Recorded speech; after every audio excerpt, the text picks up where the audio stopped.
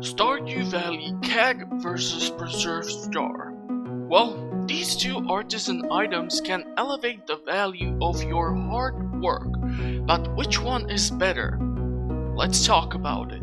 Not Your Professional Walkthroughs channel presents. So in order to determine which one is better, I will probably go over a few points I was able to think of and therefore assign points to each to determine the potential winner. So I'm thinking about something like number 1, requirements. Now, both of the artisan items are available for you to be accessed once you reach certain level of farming. Preserves Jar at level 4 and Keg at level 8. Therefore, you are able to get your hands on Jar much earlier in the game. Therefore, Keg 0, Jar 1. Number 2, convenience. Okay, bear with me on this one. It will take me a bit longer to explain. Let's say you have both level 4 and level 8 tech available. So what do you need for them? Jar, you need stone, wood, and coal. Keg, you need wood, iron bar, copper bar, and oak resin. Here is where in my eyes the Preserves Jar is a clear winner, as even if you hate mining or chopping trees and you have gold burning hole in your pocket, just go to see Robin and Clint and you are set. With kegs, unfortunately, you cannot do this, as you need to plan way ahead by planting acorns over the valley so you can put tappers onto them, which is additional wood and copper resources, and you cannot purchase oak resin unless you would be lucky enough to find it at the traveling merchant for some highly overpriced sum. Therefore, winner is Jar. So Keg 0, Preserves Jar 2. Number 3, variety. Now finally we are getting to something where Keg has been dominating even before 1.4 update was released, as we are talking beer, coffee, juice, mead, pale ale, and wine, while Jar will give you only pickled veggies and jelly.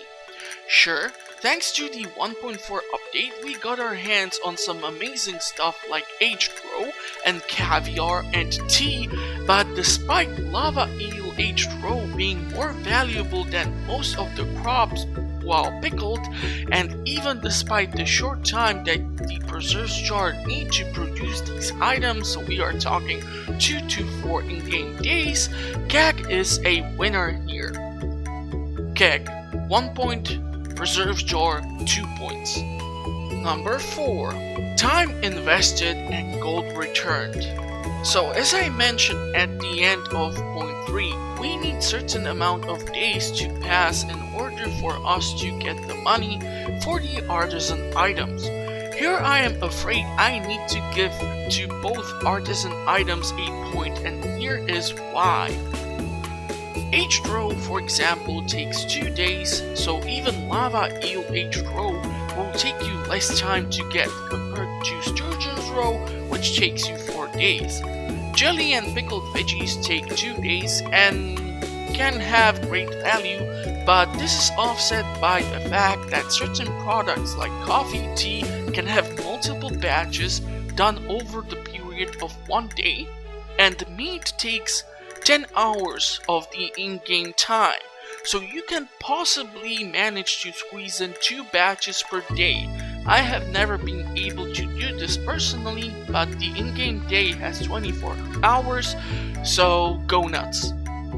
And then the juices from the veggies are done in 4 days, so equally to caviar, and only thing which most of us go for with the most added value is probably wine, which takes 7 days. So let us compare. If we were to take starfruit jelly and starfruit wine, with or without level 10 artisan skill, the base selling price for the jelly is 15,050 gold. divided by 2 or 3 days, we are looking at the profit 516.7 gold per day. If we add the artisan scale, the value is moved all the way to 2170 gold divided by 3 or 2 days. We are looking at 723.3 gold per day.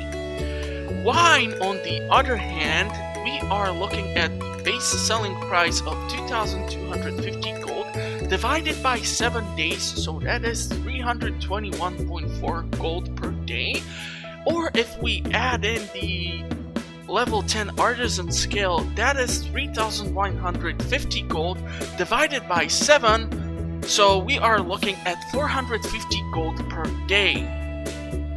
Therefore, I will be assigning a point to both the keg and the jar, so keg 2 points, preserves jar 3 points. Number 5. Necessity or need for the artisan items. So I will start this point off by talking about the community center. Reason why is you will need 1 jelly for artisan bundle and 1 wine for the wizards bundle. So here I guess we are equally spread around. Nobody wins, nobody loses. This is well, a little offset if we would to add the lost bundle, where we will actually require the silver star wine aged in a cask. But yeah, if you go Team Joja, you don't have to do this, so you know what I mean. Anyhow, let us look at where else can we get points for the artisan equipment. We can certainly look at giving these items as gifts to town people, and in order to level the playing field, we can look at juice and wine versus pickles and jelly. Well, if we look over this, I don't think we get a winner either.